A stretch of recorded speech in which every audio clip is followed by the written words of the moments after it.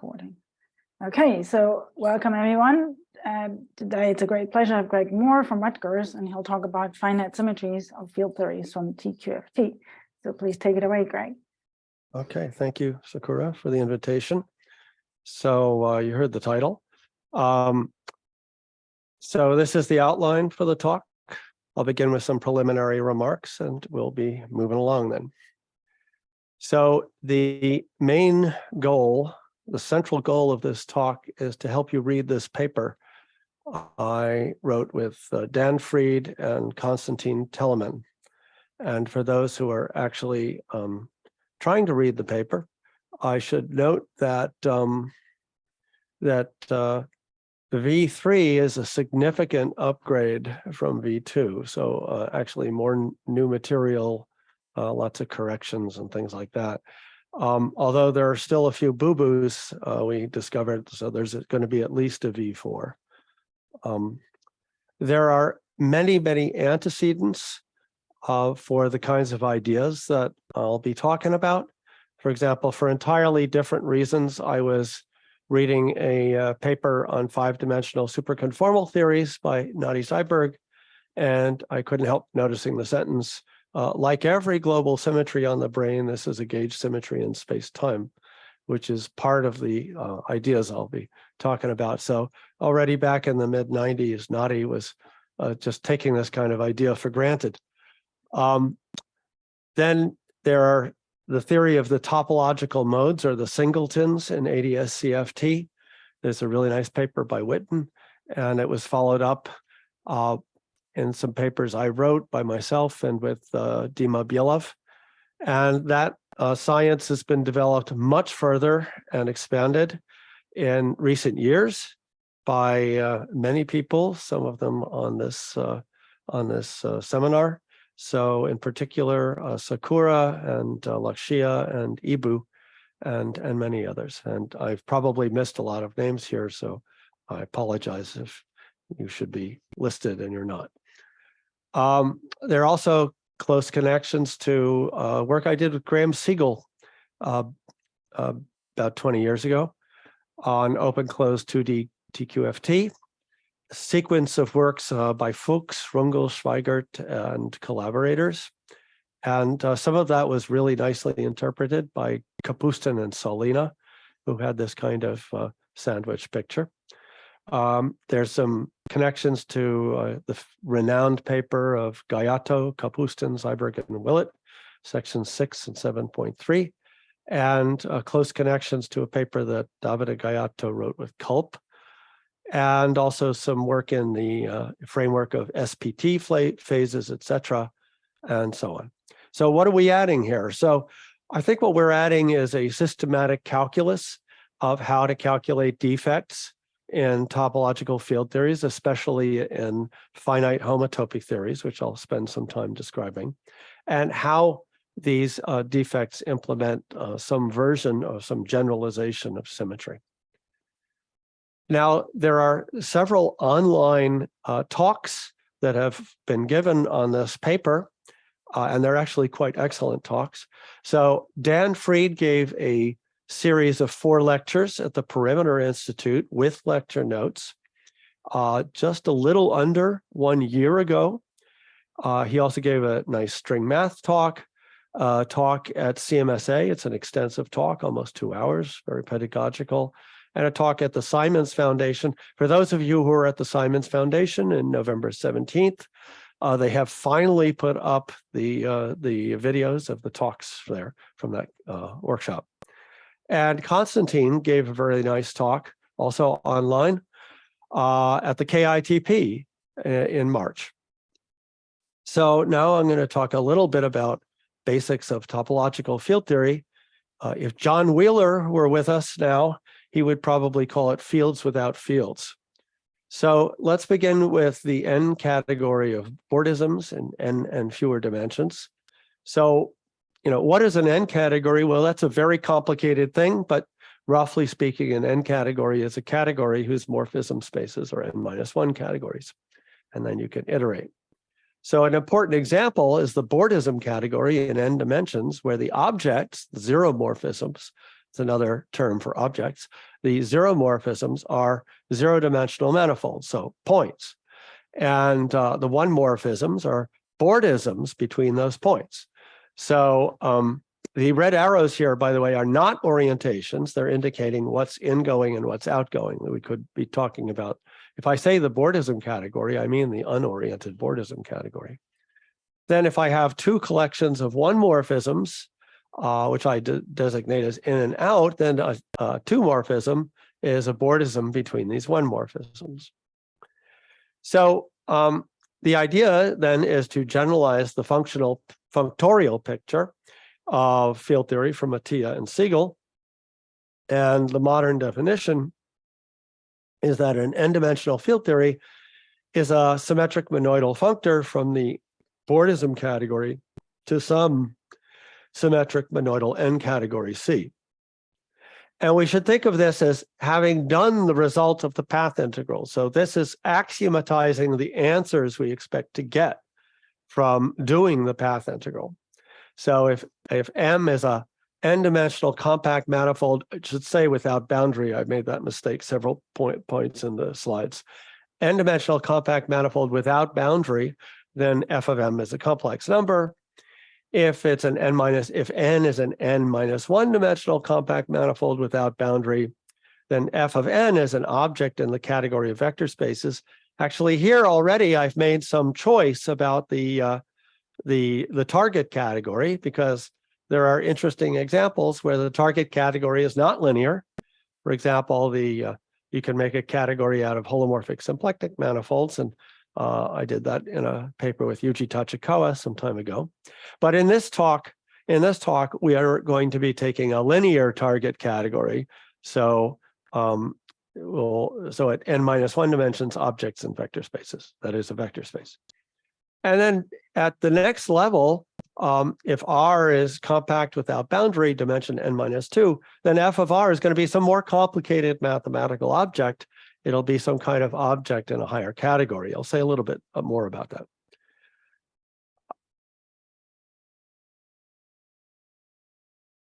Wait, something went terribly wrong. What is this slide doing here? Oh, no, this is right. Sorry. Okay, yeah, that's right. So, okay, so that's the abstract picture. And that goes back to Baez and Dolan with an important contribution by Lurie.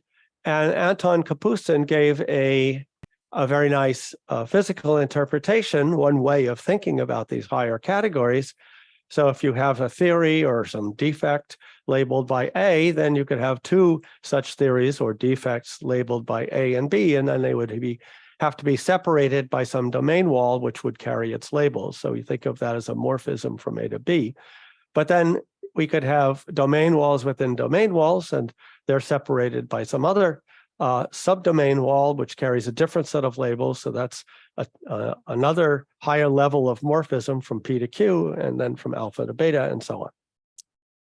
Okay, now I said we're doing field theory without fields, but actually we could add in the fields. They would be background fields.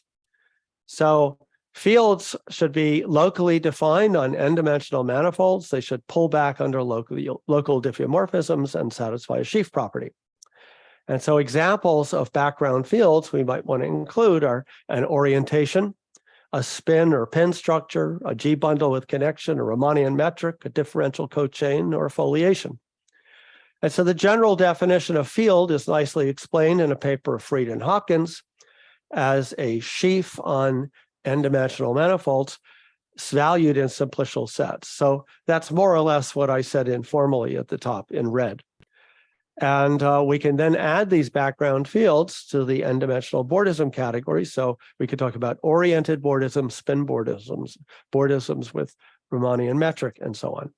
And so that's the general setting for topological field theory until we start adding defects, and then we have to change the Bordism category a little bit more. Okay, so let's talk now about these finite homotopy theories. So this is an important and rich class of theories which underlies almost all, but not all the examples in our paper. It goes back to Konciewicz and Quinn. A very nice and pretty complete formulation of these theories is available in this paper by Fried, Hopkins, Lurie, and Telemann, and pretty much following their description. So we begin with what's called a pi finite space, X. And really, it's not a space, it's not a topological space, it's a homotopy type of topological space, but I'm going to be lazy and call it a space. So we talk about a pi finite space, and that's a topological space with a finitely many components. Each of those components has finitely many non-zero homotopy groups, all of which are themselves finite groups. So such spaces have a Postnikov tower, so they can be thought of as twisted fibrations of Eilenberg-MacLane spaces over Eilenberg-MacLane spaces. So that's what these k pi qs are. The pi's are groups, and they're finite groups. So for example, if we just take X as kg1, that's BG, and we're talking about G gauge theory. If we go to higher levels, then the group has to be abelian, and X is the Eilenberg-MacLane space for abelian group A. Q plus 1 is what is used to describe Q-form symmetry for the group A. Now, at the two-stage Postnikov decomposition, we have we could consider something like this, which is the classifying space of a two-group, and that's used to describe two-group symmetry. And in general, these pi finite spaces, curly X, are known as higher groups. So now what we'd like to do is to define an m-dimensional topological field theory. I'll denote it sigma mx, where the dynamical fields, not the background fields, the dynamical fields are, at least notionally, maps to X considered up to homotopy. But really, this notation is actually somewhat ambiguous, because importantly, we need to specify the codomain category. So the TFT really should be denoted sigma sub xc, but in our paper, it's only written sigma sub x. So what kind of target categories are we looking at? So we're looking at what are called monoidal M categories. So there's some notion of a tensor product and a monoidal unit for that tensor product. And so a good example is the category of vector spaces, finite dimensional complex vector spaces. So the objects are vector spaces. The tensor product is the usual tensor product of vector spaces. The monoidal unit is the one-dimensional complex vector space. Now we can also consider this kind of category, algebras in vector spaces. So an algebra object is an object in the vector spaces, which has a multiplication from V tensor V to V. So in this case, we would have a two category. The objects would be algebras. The morphisms between two objects, two algebras, are bimodules, and the morphisms between morphisms, the two morphisms, are bimodule maps. So there's usual tensor product of algebras, and a monoidal unit is the complex numbers thought of as an algebra. Another important two category we use is the category of categories. So the objects are categories, the morphisms are functors between categories, the two morphisms are natural transformations between functors. Already here, it starts getting rather dicey and technical, trying to define exactly what is the monoidal structure, but you can do that. You can, that's discussed in some papers of Fried and Telemann with references to lots of papers that are papers about category theory. So there's a tensor unit for this tensor product that I'm not defining, and that tensor unit would be a category, so it turns out to be the category of vector spaces. Now, if you have an M category, then you can go down in category number, the monoidal M category. So you can go down in category number by taking the hum category of the unit to the unit. That's called the looping of the category C. And it produces for you an M-1 category. So once you have this looping, you can continue iterating the looping. And in our paper, we always take the m-1th looping of C to be the category of vector spaces, which implies that the mth looping is the complex numbers. Now, in our paper, we use different choices for the M categories, which differ at the 2 category level. And different choices are used in different examples. So in some examples, we're assuming that m omega to the m-2 of C is the 2 category of categories. In other examples, we're assuming that it's the 2 category of algebras and vector spaces. The latter choice is actually pretty good because it leads to a language of modules over an algebra.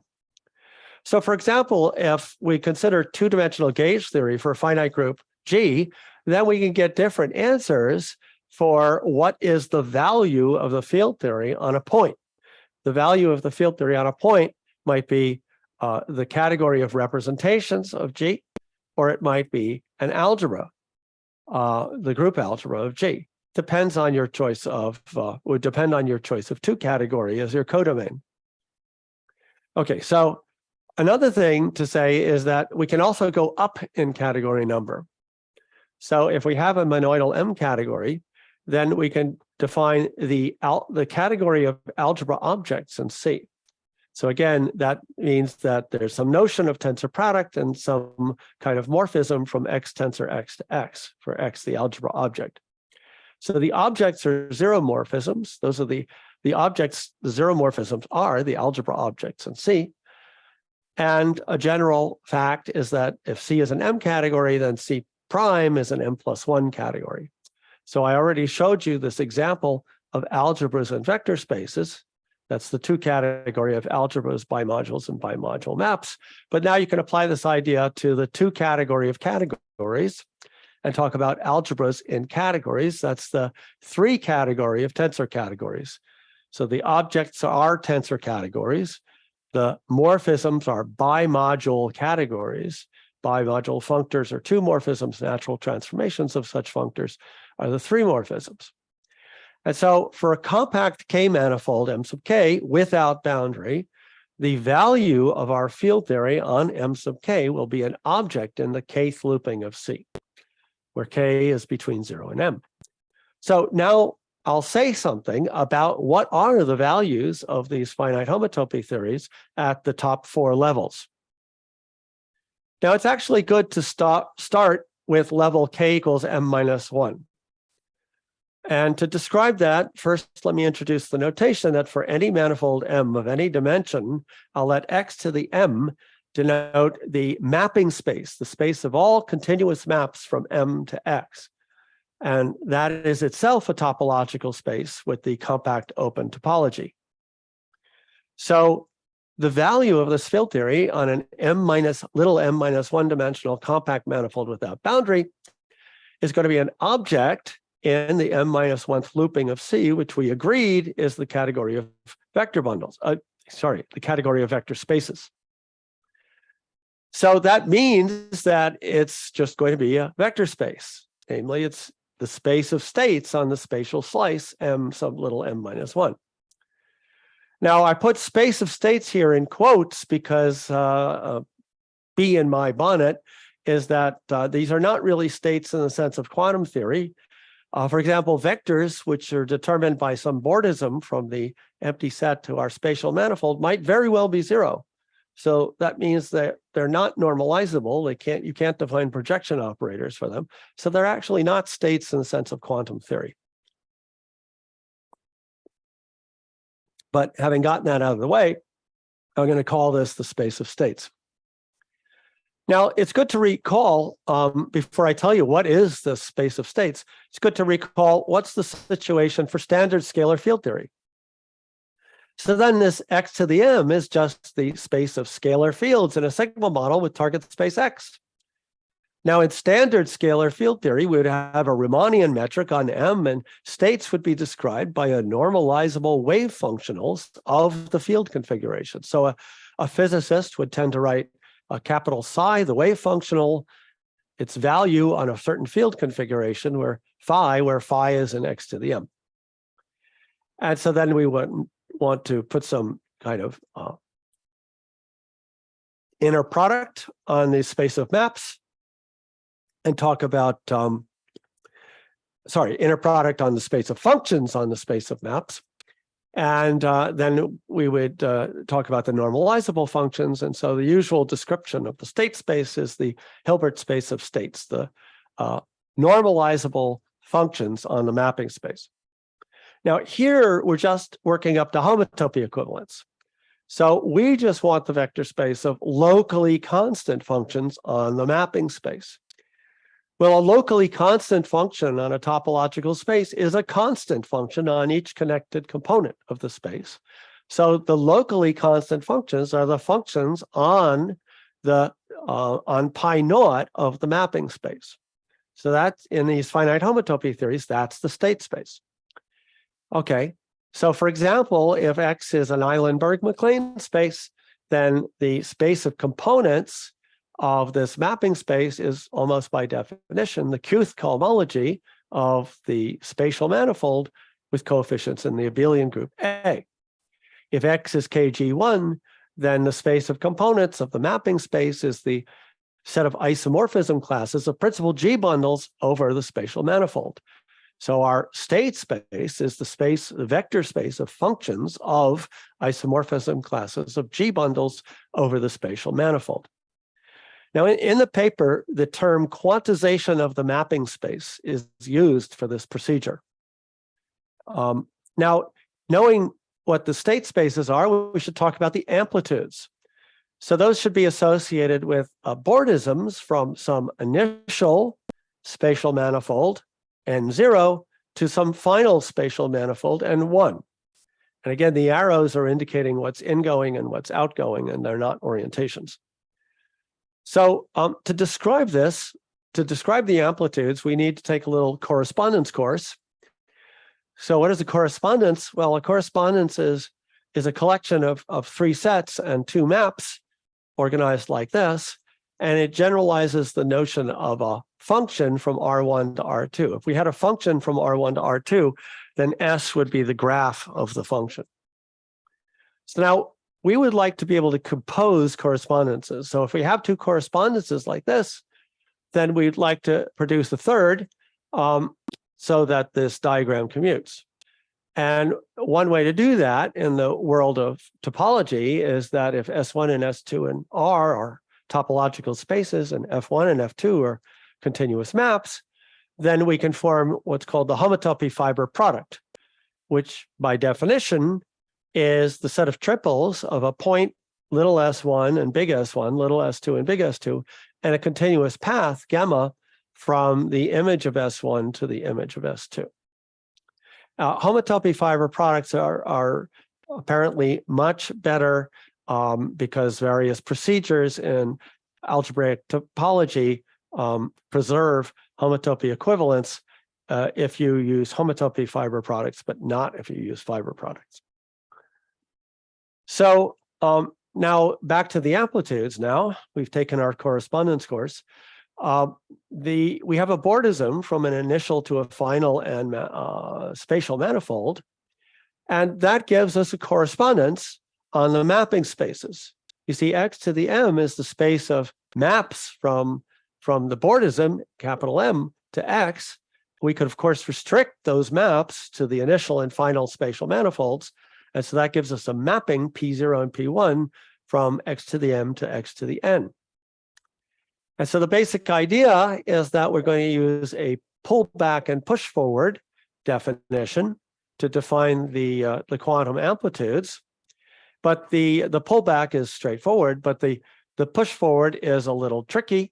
So if capital psi is a function on the mapping space, we need to produce a function P1 lower star of psi on the mapping space X to the N1.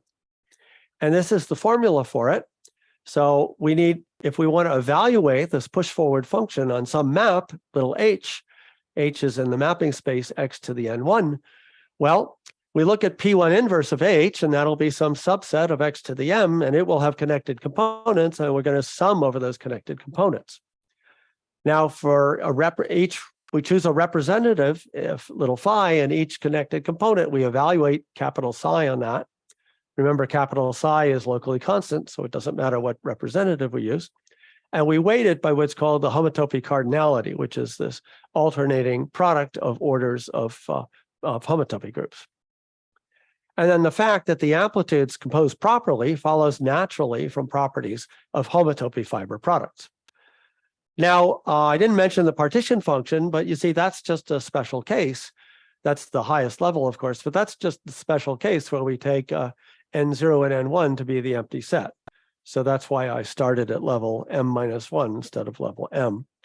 It's not so easy to work down from the partition function down to the state space. It's easier to go the other way. All right, now what about level M-2? Well, let's take the M-2 looping of C to be the 2 category of categories. So that means that the value of our sigma x on a M-2 compact dimensional manifold without boundary must be a category.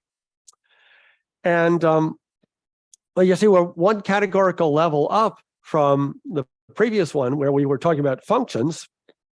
So we're replacing the values of functions, complex numbers, by something 1 categorical number up. So that's a vector space. So we're talking about some kind of vector bundles over the mapping space.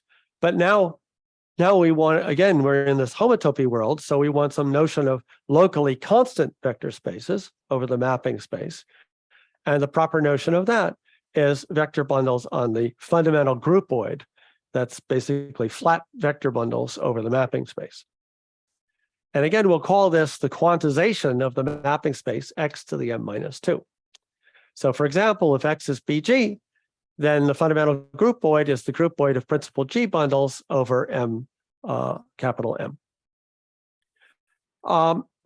It gets harder as you go higher in category number, but I'll tell you one answer for the next level.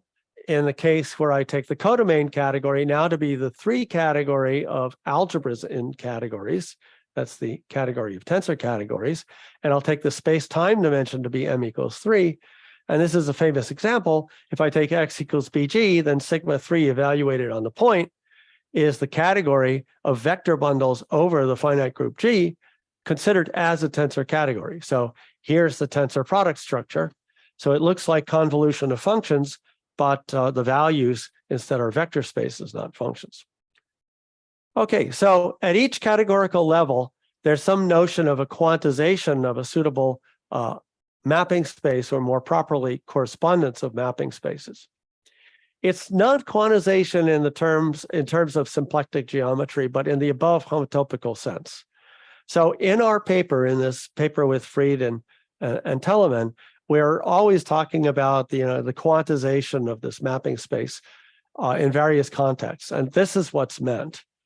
There is a precise general statement, at least to some extent, which is explained in AFHLT section 8.4 about what this word quantization means in this context.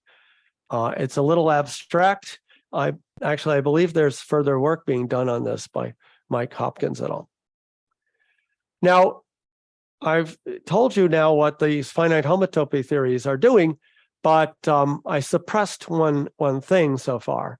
In addition to the choice of X in the codomain category, one can also consider a twisted construction based on making a choice of a cocycle, lambda, on the target space, capital X. So for example, if X is BG, those are known as Dijkgraaf-Witten theories. And that does change the answers a little bit. So usually I'll suppress this cocycle just for brevity. But for example, how would it change the state spaces? Well, this cocycle lambda would be used to construct a line bundle L sub lambda over the mapping space. And then instead of taking the vector space of locally constant functions, we would take the vector space of locally constant sections of this line bundle. So that's how it changes the state spaces. So now I want to talk about defects and domain walls a little bit. So we can extend this FHLT formalism to a general theory of defects in these theories. And that extension suggests a general framework for defects and general TQFTs. Now, defects are going to be associated to subsets of space-time, but the subsets need not be smooth. It might look something like this. And what questions do we want to answer about these defects? Well, the basic question is, what is the data that are necessary to specify a defect? Or more informally, what are the labels that are carried by a defect? That turns out to be a very complicated question. There are classical labels, semi-classical labels, quantum labels, local labels, global labels. I'll say what these terms mean. But once we know about what is the data, what is the labels carried by a defect, then the next question, of course, is how does the presence of such a defect affect the quantum values of the theory on a manifold in the presence of a defect? And sometimes these defects can be composed. There's a product law, and we'd like to know how the labels compose. So let's begin with this notion of global labels. So we surround Z by a small, we're doing topological field theory, but so it's small in the sense that it doesn't intersect other defects. By a small neighborhood, let's call it capital U sub Z of the defect, which has the property that its boundary is a smooth manifold. So the boundary of U sub Z will be a codimension 1 smooth manifold. So therefore, there's an associated state space to our topological field theory sigma. And the global label is an element of that state space, namely a vector in some complex vector space. That's the global label of the defect. But there's also a notion of local labels. When Z is a smooth manifold, we can hope to characterize the defect by examining the neighborhood of a point on the defect. And the basic idea here is try to implement the Kaluza-Klein reduction along the linking sphere of that point. So if L is the codimension of Z and M, the linking sphere is a sphere of dimension L minus 1. So now the local label is going to be an object in some category. That category is the hum category from the unit object in the L minus 1th looping of C to the value of sigma on the L minus 1th looping of C. So let's try and unpack that. So if we loop L minus 1 times, that is M minus L minus 1 category, and then the hums in that category are M minus L minus 1 minus 1, or L minus L categories. So as a sanity check, let's take L to be M. So in this case, of course, the local label is the global label. We're just talking about point defects. It's just a sanity check. So as we said, we agreed that the M minus 1th looping of C is going to be the category of vector spaces. The unit object is C. The sigma on Sm minus 1 is the vector space of states on Sm minus 1. So delta sub P is just a vector in the vector space on Sm minus 1. That's, of course, known as the state operator correspondence. But already for line defects, the notion of global and local label diverges. And then the choice of what 2 category you make for omega M minus 2 of C will make a difference. Now, in the paper, there's a claim that if Z is smooth with a trivialized normal bundle, then the local labels can be integrated to global labels. And again, the idea is that you have some kind of Kaluza-Klein reduction. If Z is smooth with trivialized normal bundle, then the neighborhood, the tubular neighborhood of Z is just a copy of Z times the L-dimensional disk, whose boundary is Z times SL minus 1. Okay, in general, you can always define a Kaluza-Klein reduction of a topological field theory by the formula here. And then you have to argue that the data of the local defect defines a left boundary theory for this M minus L plus 1 dimensional defect theory, sigma to the L minus 1. And so now we can evaluate this lower dimensional TQFT on a bordism, which is a bordism from the empty set to the manifold Z. So in this picture here, you see the purple boundary. That's just some coloring of some boundary, but it's a bordism from the empty set to Z. So this should be valued in the hum space of sigma L minus 1 of the empty set to sigma L minus 1 of Z, which again, you work through the details, gives a vector in the vector space of Z times sigma L minus 1. So the local labels and the global labels. So in this way, the local labels can be integrated to global labels. Now, in general, Z might not be smooth. It might not have a trivial normal bundle. All sorts of things can go wrong. And so there's a section on our paper attempting to give a general prescription for how you integrate local defects to global defects. This is a diagram that Dan and Konstantin drew in the course of discussions, although it was teched by my son, Andrew Moore, with some modifications by Dan. Anyway, just teching this picture is not little non-trivial, but that's just to indicate for you that the general story is not at all trivial, and we give a start in our paper. That's one of the new things in version 3. Now, when Z is not smooth, we treat it as a stratified space and consider the links starting with the lowest codimension, and then we move up. Okay, now, in the case of these finite homotopy theories, we can be more specific. We can introduce, if you like, dynamical fields for the defect, or in the paper, they're called semi-classical data. And we can describe local and global labels in terms of the semi-classical data. So the definition is that the semi-classical local defect data is a map, psi, from subspace, calligraphic Y, to the mapping space of the linking sphere to X. And then we can make a correspondence, so we can apply the quantization procedure of FHL2 to that correspondence to get an object in some higher category in general. But again, let's consider the simplest example, L equals M, the point defect. So then the local label, which is of course the global label in this case, but the local label is an element of this Hom space that it's a vector in this vector space, which I've already explained is a space of functions on the connected components of the mapping space X to the M. Now, the point is that in these finite homotopy theories, we can compute this vector.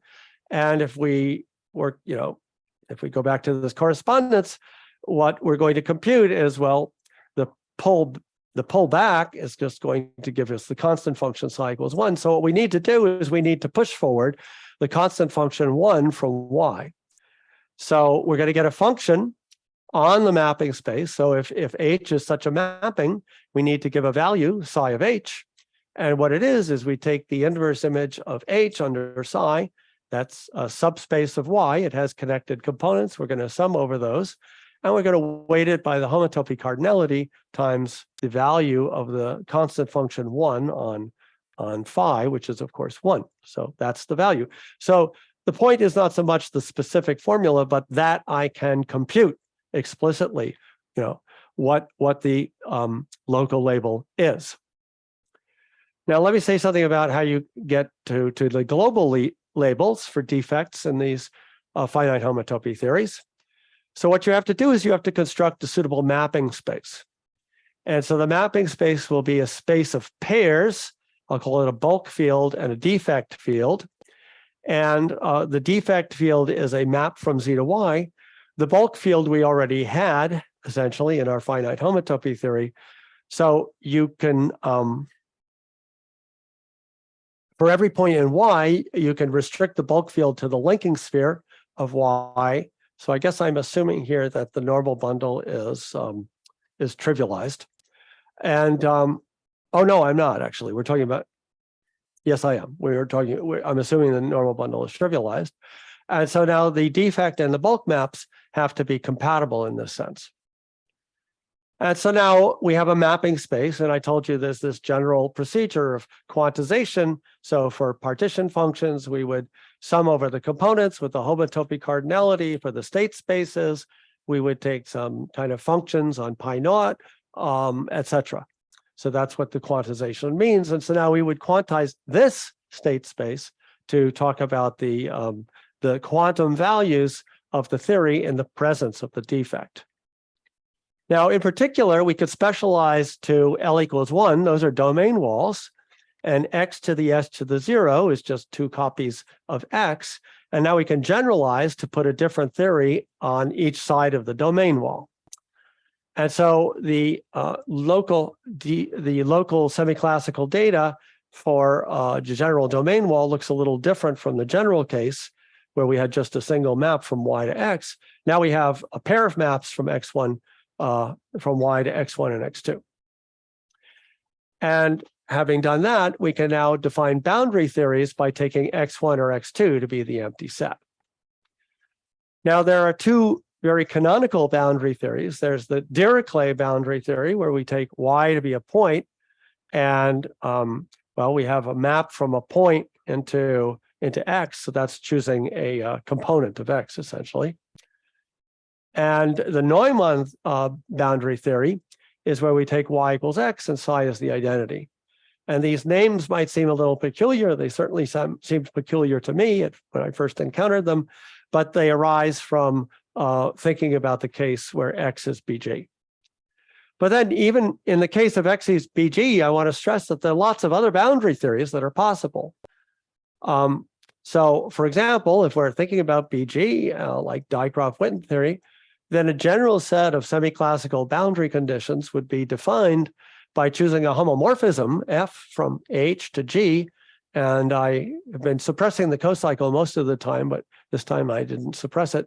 So we would also choose a trivialization of the pullback of the cocycle. And then the map Y in this case would be the classifying space of H. Psi would be the classifying the map BF induced by the homomorphism. So now if our spacetime has a boundary where we're going to put a boundary theory, then the relevant mapping space is again this space of pairs satisfying the consistency condition. And this amounts to a reduction of structure group on the boundary from G to H. So it's not surprising. So in this theory, what we're doing is we're adding a kind of homotopical sigma model from the boundary N into the coset G mod the image of f of H, as we would expect when we break a G symmetry to an H symmetry on the boundary. So, what are some examples of quantum labels that we would get in the presence of these boundaries? I'll just give you one example here. Let's take the codomain to be the 3 category of tensor categories and the dimension to be 3. And I'll tell you what the value is on this boardism from the empty set to a point. With these boundary conditions, or boundary theory, I should say, not conditions, boundary theory, F and mu on one side. So what is this going to be? It's going to be in the Hom space from the tensor unit to the value of sigma 3 of a point. Well, the value of sigma 3 of a point, I explained before, is the tensor category of vector bundles on the group G. And so this is going to be a module category, which by some theorem, which I think is in the EGNO book, essentially the category of vector bundles on G mod H. And here's the module structure, where we're summing over pairs of a group element and a coset such that G prime times G double prime H is GH. And L here is a line bundle, which is constructed from the cocycle. So now you can go on to discuss defects within defects, and you can develop this formalism to describe those. So for example, if we have 2 boundary theories, Y1 and Y2, then we could talk about a defect, a boundary within that boundary, separating the 2 boundary theories. That would be described semi-classically by such a set of maps.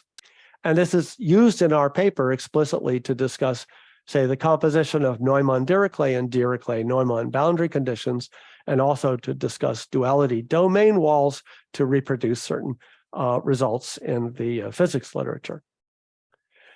Now, one virtue of this formalism is that it's good for exploring certain non-trivial topological effects. So I haven't yet said what the classical labels of a defect are. And the classical labels of a defect are essentially, well, you look at the bulk fields, you look at their restriction to the linking sphere, so that gives you some mapping space, and you ask, what are the topological sectors in that mapping space? What is the space of connected components? And that is typically assumed in describing defects in some physics papers, several physics papers. But the point of section 4.4 of our paper is that classical labels like this can actually be quite inaccurate and inadequate in describing defects.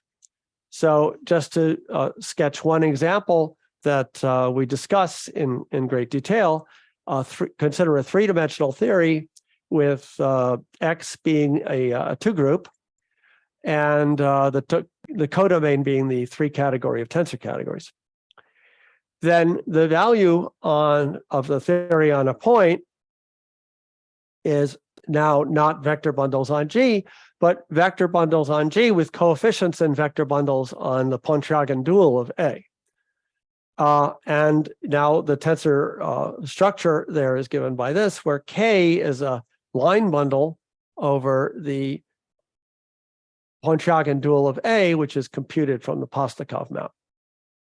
So now, if you think about a line in the Dirichlet boundary theory, then the natural inclination is to label the line in these theories by a group element G, and then the composition of the line defects is just multiplication in the group. But we show in the paper that's quite different from what you would get from this formalism with the finite homotopy theories, where the quantum labels are actually objects in this tensor category, and the composition of line defects is the composition that I've just given here. Okay, so now I come to the symmetry action via quiche. I've got 12 minutes. So there's been a great deal of activity circling around the ideas of generalized and categorical and non-invertible notions, extensions of the idea of symmetry. And so one thing we do in our paper is we describe a framework for understanding these kinds of terms using what's the sandwich or the quiche picture. So let me give you two motivations for this quiche picture. The first is that there's an analogy that we can think of topological field theories as algebras, and sometimes that analogy is quite precise. For example, if I consider the two-dimensional gauge theory with a suitable codomain, then the value on a point is an algebra. It's the group algebra on G. Or if I consider a three-dimensional gauge theory with a suitable codomain, then the value on a point is the tensor category of vector bundles on G, which is an algebra object in the two category of categories. So this notion of TFTs as algebras can be quite accurate. And then a boundary theory is just a module for the algebra. And so we know that algebras act on modules, and that's a way of expressing symmetry. So that's the basic thought. Of course, a domain wall is also a bimodule. So then it's useful to separate the notion. Let me back up. We know from general mathematics that it's useful to separate the notion of an abstract group from its action on a particular module. For example, you can compute relations among defects by computations within the TFT.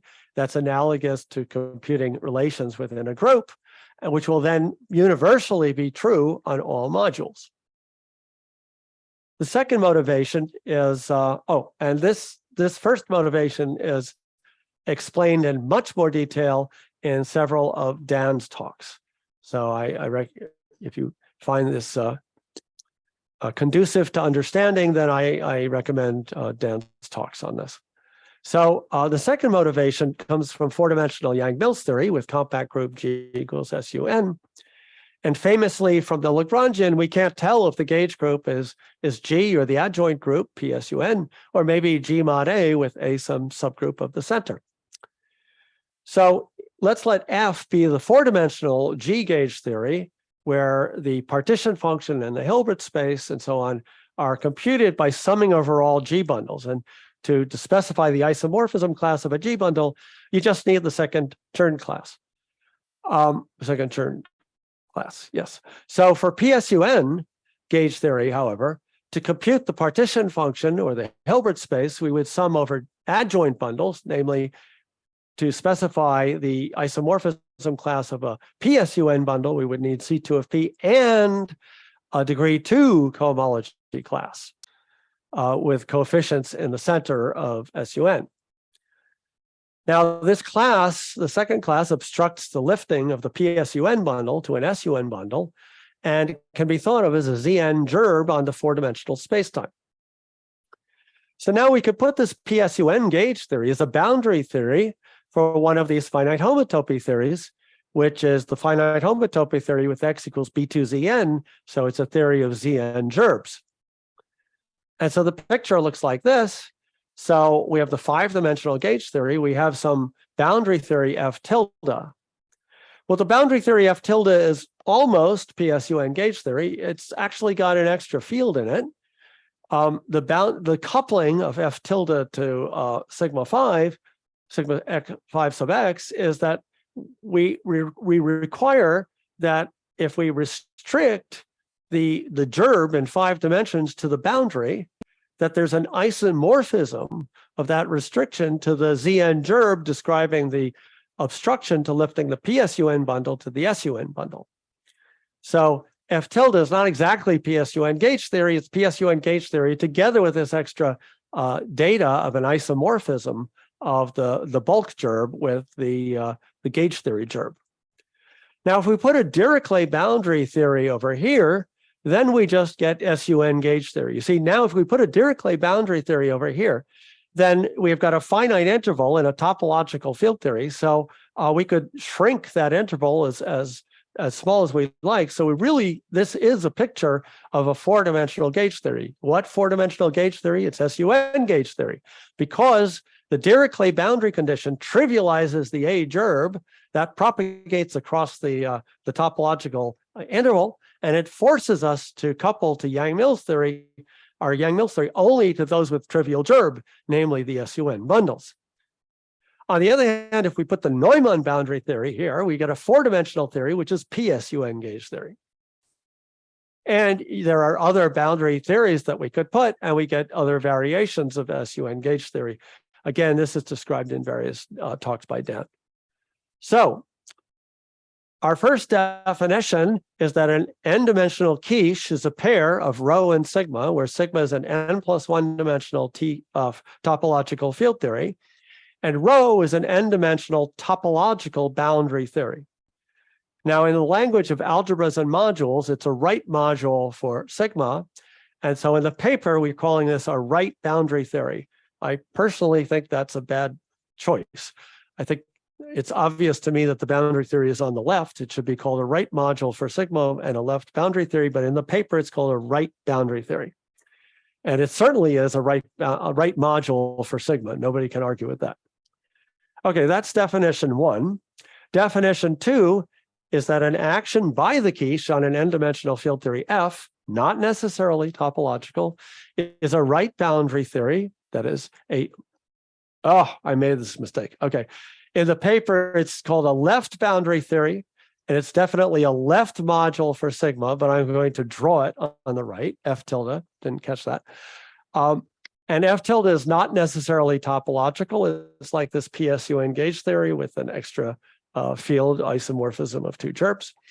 And we also have an isomorphism of this gadget on the left, the sandwich or quiche, to the theory F. So on the left, what you're looking at is not a 5-dimensional or n+1 dimensional theory. It's an n-dimensional theory because in the center, we have a topological theory.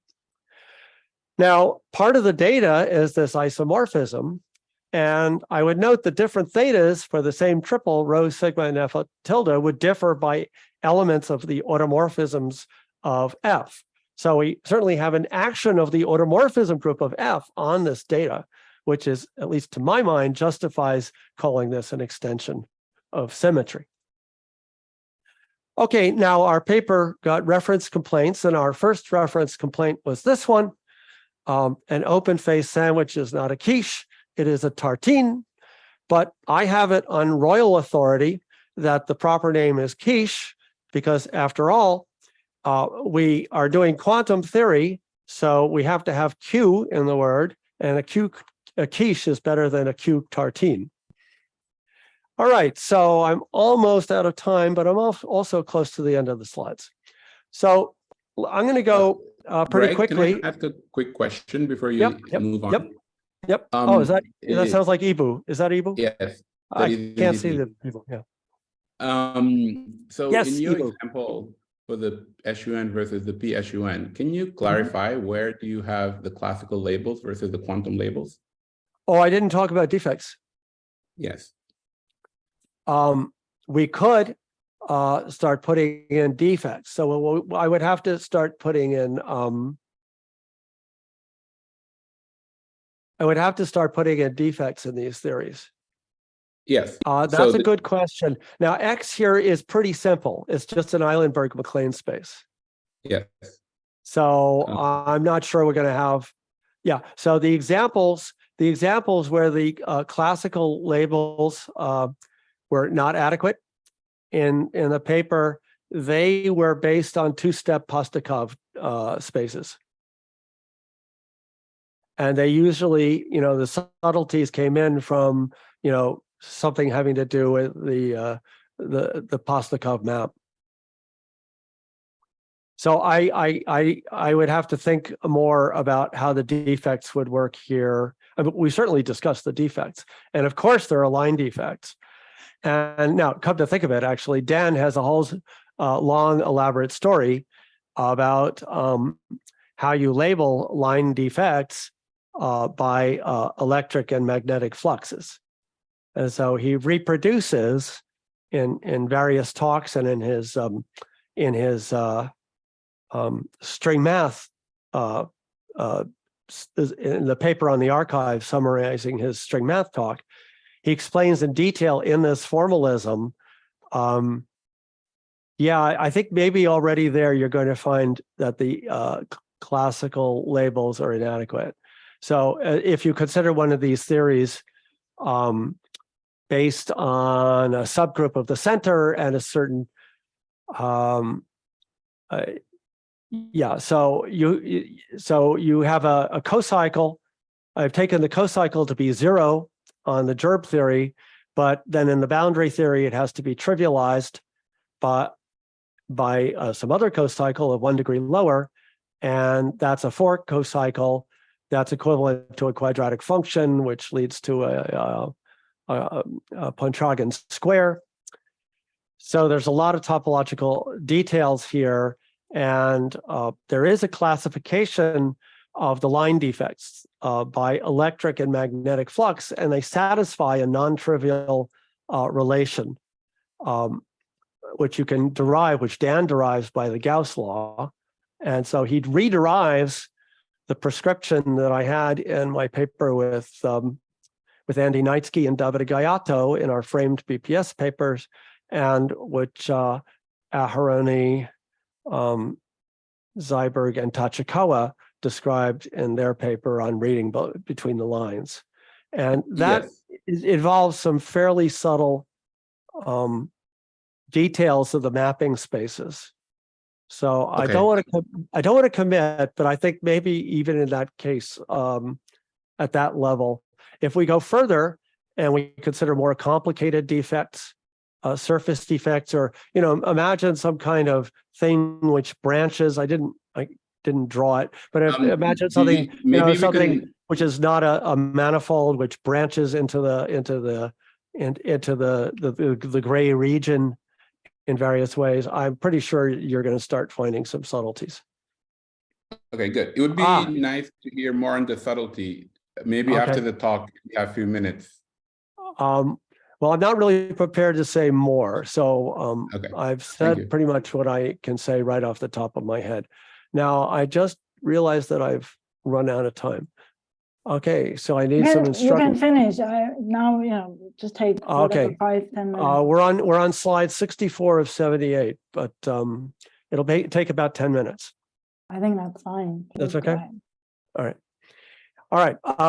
Yeah. So as an example, we could consider G symmetry in quantum mechanics.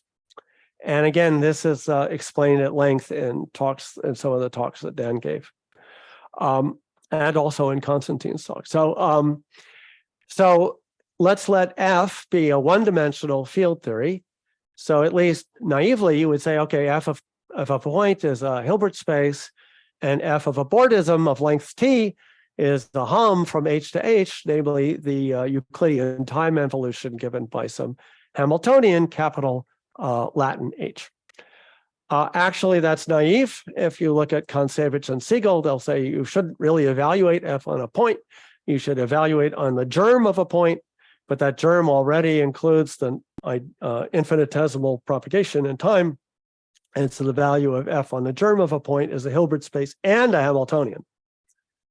Now, let's suppose we have a symmetry in the traditional sense that we have a homomorphism from the group G into the unitary group of H, and it has an image which is commuting with the Hamiltonian.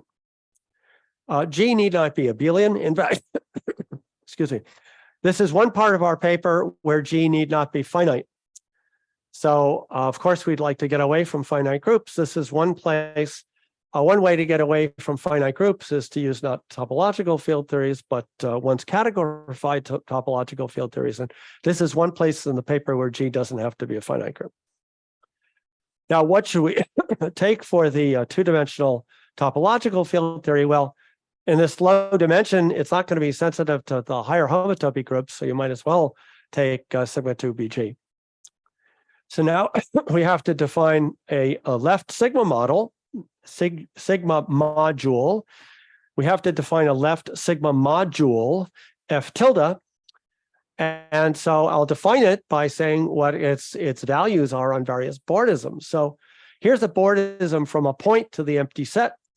And so it's valued in the hum in the codomain category, which will be algebras and vector spaces. I need a 2 category. I'm choosing the Morita one. And sigma of a point, if I make that Morita choice, will be the group algebra of G. Sigma of a point, sigma of the empty set is just the tensor unit. So we have a C. This is backwards. It should be a C of G C bimodule. So it's a C of G C bimodule because that's what the hum spaces are in this Morita category. And of course, we'll take that left bimodule, that left module, C of G module, to be the Hilbert space itself. And this is copied from our paper. So here we're specifying what that theory F tilde is by telling you what its values are on various key morphisms. And from that, you can construct the value on any other Bordism. I said morphism, I meant Bordism. I'm telling you what the value is on various Bordisms, and from that you can construct the value on any other Bordisms you need. So, so now we have this quiche. Let's consider the quiche where we choose the Dirichlet boundary condition, and let's observe what's the value of sigma 2 BG on this particular Bordism. What is this? The green dot is the Dirichlet boundary theory. So this is a Bordism from the empty set to the empty set. Well, that's valued in what? Hum CC. What is that in the Morita category? That's a CC bimodule. What's that? That's a vector space. So the value of sigma 2 BG on this particular Bordism is the group algebra C of G considered as a vector space. Why is that? Because the quantization, you see, what we're doing with these Dirichlet boundary conditions is we're trivializing the bundle on the boundary. Now that's essentially choosing a group element. You're choosing that as the base point of your G torsor in your principal G bundle. Now, because there's nothing can happen on the interval, we have to choose the same group element on both ends. And so the set of trivialized bundles on this interval is the group itself. Now we have to quantize that mapping space. So the quantization gives functions on the group. Well, that is the group algebra. Okay, so now having understood that, if we want to consider how to label a topological defect here, so Ibu here, the classical labels would be just fine. So if we wanted to, calculate the labels, well, we take the link of our defect. The defect is the yellow dot here. And what is the link? Well, it's a copy of this red line with green dots on the end. So that means that the label is an element A in the algebra C of G. And now under transport by the isomorphism, Dan explains this more, you'll get some operator in the quantum mechanics, which, because it's topological, we can move the point up and down on the left boundary. And so therefore it commutes with the time evolution, which means it commutes with H. So that recovers the usual notion. Of course, we could write defects like this, where the left topological boundary couples to the right non-topological boundary. And in our formalism, we work out how to describe those defects.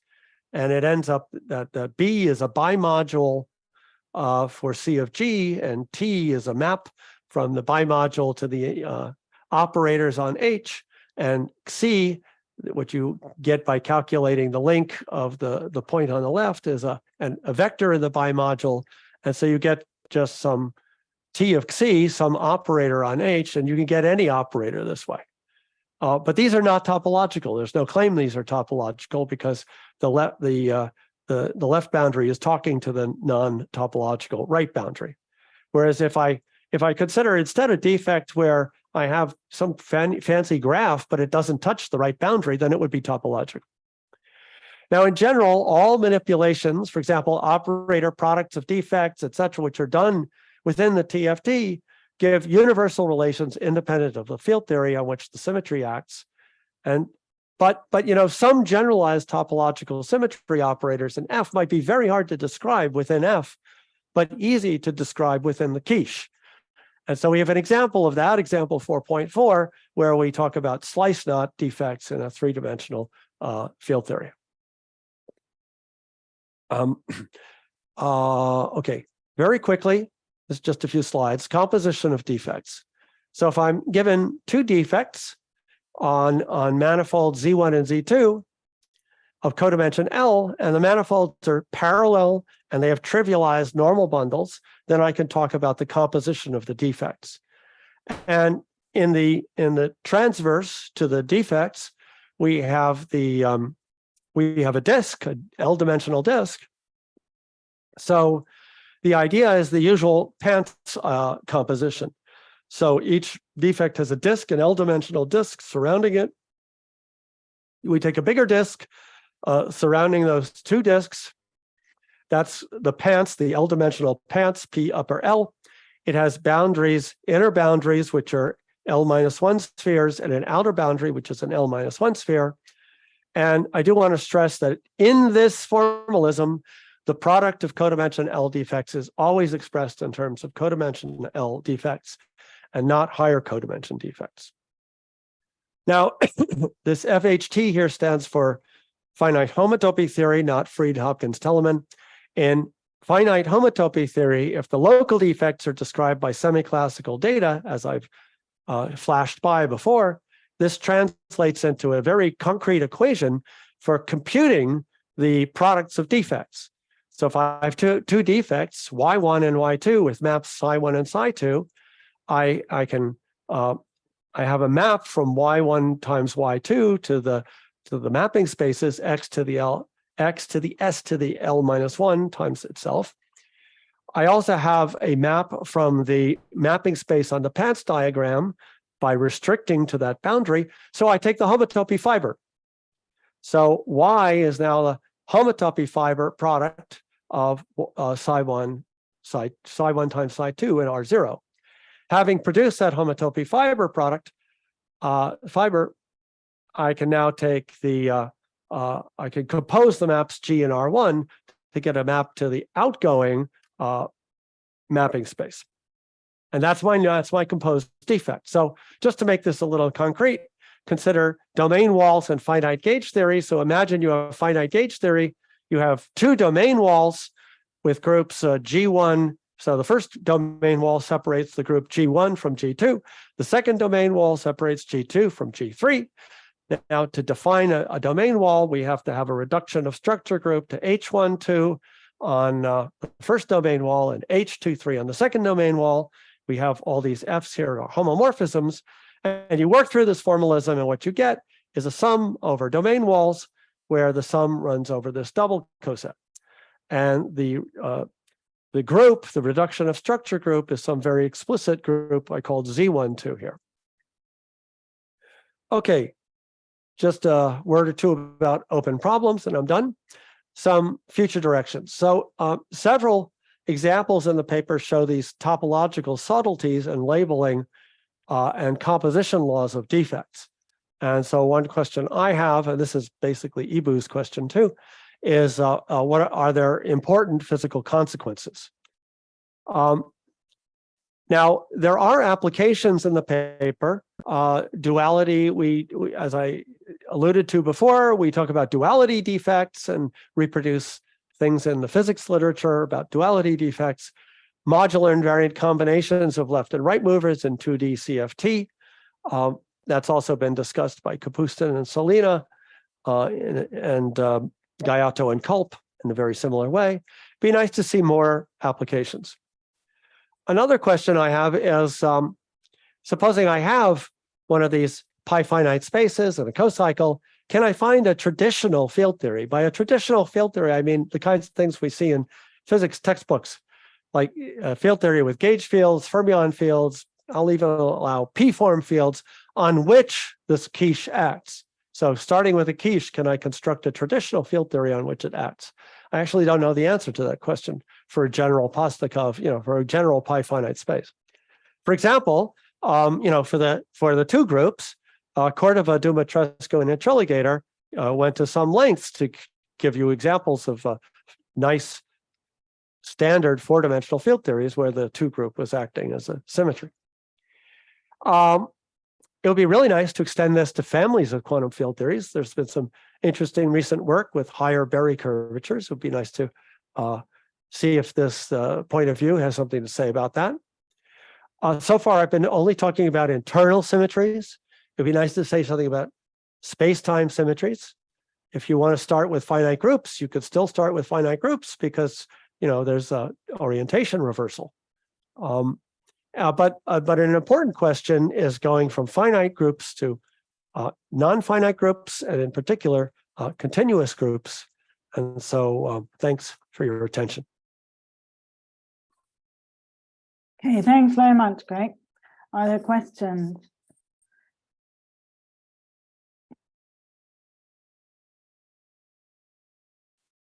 Maybe I can ask a question. So about these continuous symmetries, should this quiche picture, probably don't expect that the bulk theory there is topological in that case.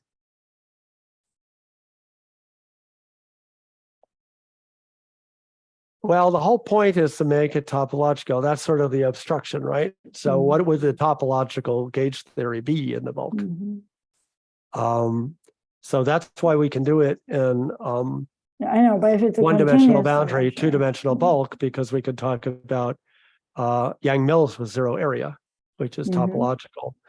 And that's not officially a topological field theory because it's only partially defined, but it's okay as a once categorified topological field theory. Okay. So you never encounter the embarrassment of the partition function on the sphere being infinite. So, for example, if you had U1 symmetries, continuous one form or two form, or not even continuous two group symmetry, what is this SymTFT? Yeah, it's a good question. I don't know the answer to that. So I think one approach might be considering all finite subgroups. Okay, and then any particular finite subgroup is not going to tell you much, but if you consider the inverse limit of all finite subgroups, you think of filling up the U1 by denser and denser Zn, and maybe you can get something out of that. So relating to that specific point, which is what I was going to ask you next, taking all finite subgroup, how kosher is it to take that infinite product and expect it somehow to be topological? This is not obvious. Oh, I'm not taking a product. I would be taking a limit. How is that limit defined? Well, I mean, these category people are able to take limits in all sorts of crazy ways by a diagram. All you need is a functor from some other category to the category where you're taking limits of objects, and then you define it by a universal diagram. And I would try and do something. That's what I vaguely have in mind. Trying to take a categorical limit where the diagram would be something like the set of all finite, set of all Zn gerbe theories, or in Sakura's example.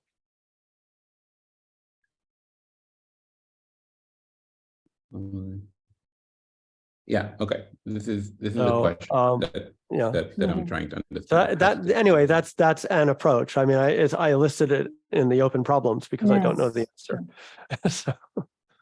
So you also made this. You asked this question at the end. If you have a case, how do you determine an actual ordinary quantum field theory or field theory that it acts on? I mean, there are now gazillions of constructions for, I don't know, you tell me a symmetry, we can probably find a construction of a theory where it acts on.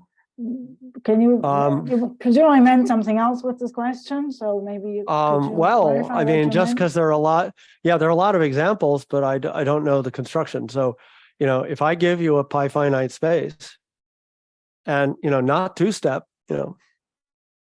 as many steps as you like, as long as it's finite, show me a theory that it acts on. I don't know how to answer that question. Is there a specific? I mean, I have some ideas. I have some ideas. For example, I do know how to implement. Say, an Eilenberg-MacLane space, right, for a finite group, because we can. Sure. We could just take some BF theory of some suitable kind. But then how do you put in all the twistings, the Postnikov twistings, in a way that, I do know how to implement say KAQ symmetry in a traditional field theory, but the dimension of my field theory will depend on Q. But now I'm trying to do these KAIQI with all different kinds of QIs, but making it act on a single field theory in a single dimension, space-time dimension. That I don't know how to do. And I also don't know how to implement the twisting. So, and I don't know, there might be obstructions. I just don't know the answer to that. Are there any other questions? No one quite is over, but. Greg, I mean, so if you consider the BF example you just mentioned, in principle, I can take, I can take one BF, I can take products of BF and so on, but I'm also allowed to take, non-trivial couplings and mixing between the different. Yeah, sure. And then you have to do it. That's the kind of thing I was playing with. Yeah. Okay. Exactly. But in principle, you can use those like Higher-Chern-Simons couplings to actually realize these various obstructions that you might care for, right? I mean, possibly from a physicist's point of view, like I just add more interactions, and if I know the coupling, if I know how the group acts, then I can construct the coupling that should give it. Well, so why isn't this enough, or what? Okay, how will it fail? Well, Ibu, I mean, I did think of that. I take several BF theories, and I start trying to couple the fields between, well, I mean, it was just, maybe I was not having enough imagination. I just couldn't get the degrees to work out so that I actually had a coupling. So you know what I started doing? Okay, so if I start, I have these different BF theories representing these different K pi Qs, but the first problem is I need them all to be in the same dimension. So then I start introducing some background differential cocycle, so I can just cup that in as, right. and I'm saying, okay, that's going to be, I'm going to consider that a coupling constant, some background differential cocycle to make up the extra degrees. So I've got all my BF theories in the same dimension, and then I'm going to start trying to couple them together, but again, I have to introduce some other background differential cocycles. So that's the structure of the kind of thing I got. And I wasn't so entranced by its beauty that I tried to go further with it, but that's certainly the road I went. Okay, so there's it might well work. Ibu, I didn't really try that hard. I mean, that approach might work. Okay, good. Thank you. Okay, great. So before I stop the recording, so we're taking a break because there's going to be soon PASI for I don't know how many weeks, but we'll restart the symmetry seminars probably in mid-July again. So thanks very much again, Greg, and see you all in a couple of weeks. All right. All right. Thanks for listening. Bye-bye.